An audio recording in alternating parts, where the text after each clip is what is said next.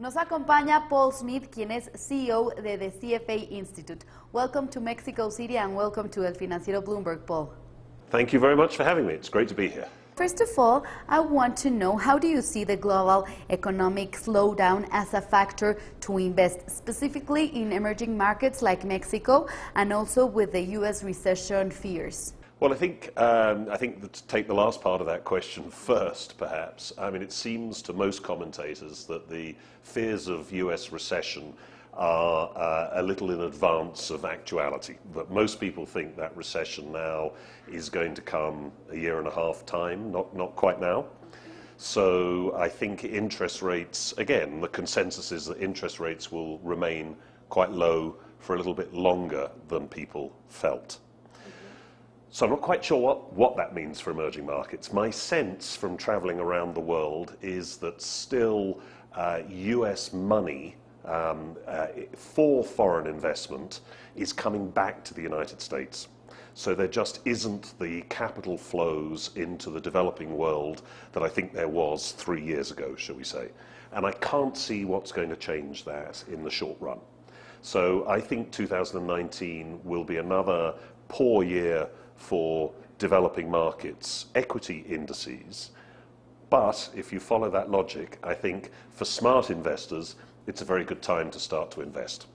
And that's certainly what I'm doing on my own personal account. And well, which are the most relevant events for the next months that could influence the financial markets? Well, I think we all have to focus on the situation between America and China. I think that's a huge concern for us all as to whether the trade war resolves itself or in some way accelerates.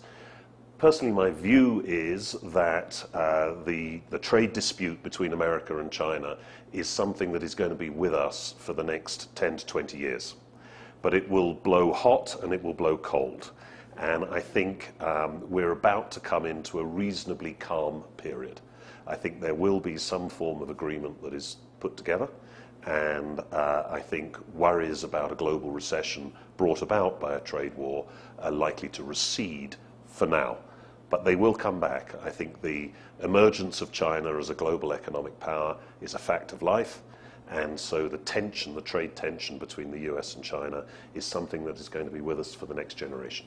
Yes, because we know that you worked in the asset management industry in Asia for 18 years. Yes. So have you seen a situation like this between America and China before?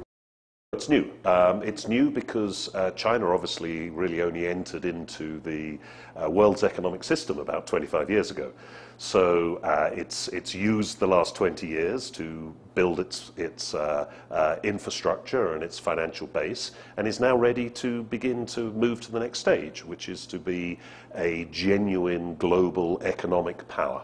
And I think that's what you see in terms of its investment in Africa, in parts of Europe, and increasingly in Latin America, and the aggressivity with which Chinese companies are beginning to pursue their global ambitions. That's all relatively new. That's the last 5 or 6 years. Well, I'm talking about CFA. Which are the advantages in the fintech industry that is growing so rapidly in Mexico, Brazil, Argentina, also in other countries around the world? Right. Well, I think fintech kind of falls into two parts. There are two wings to fintech. One is product design and distribution. And I think there are huge benefits for Latin American countries, which by and large have very poorly developed financial systems. So financial technology will enable financial businesses to reach many more Latin Americans with high quality, low cost products. So that's an enormous benefit to the Latin American consumer. And then the other part of fintech is actually using financial technology to help you make better investment decisions, to invest the money more wisely.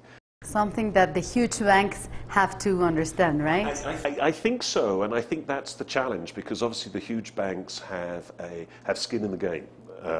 They are worried about some of the new upstart businesses, price competing them and product competing them away. And so they use their power, their muscle, to slow down some of the regulatory developments that might really benefit the consumer, basically. So I think there's a tension there. I absolutely think you've put your finger on it. We all have to be watchful of that the big banks are not ready for financial technology. They have a lot of inbuilt challenges around how they can migrate their systems to the new generation of financial technology. And so they're going slowly. And you see that around the world, Yes, or in Latin America and Mexico? Yes, very definitely. Very definitely, and in the United States of America, all over the world, that's a similar story. Financial technology is disruptive, and the best usages of it, the best cases of it, are coming from new upstart businesses. And I think only today, for instance, I think it was Amazon and Google have announced tie-ups with various financial services businesses. So it's a very exciting area. And Paul, we know that around the world there are 160,000 CFA charter holders. How many of them are women, and what are you doing to encourage more the female to participate in finance?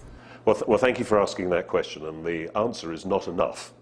So that's the simple answer. Only about 18% of our charter holders globally, of that 160,000 figure, are women. So there are all sorts of reasons for that we probably don't have time to go into, but it's an embarrassment. It's an appalling thing to say about our profession.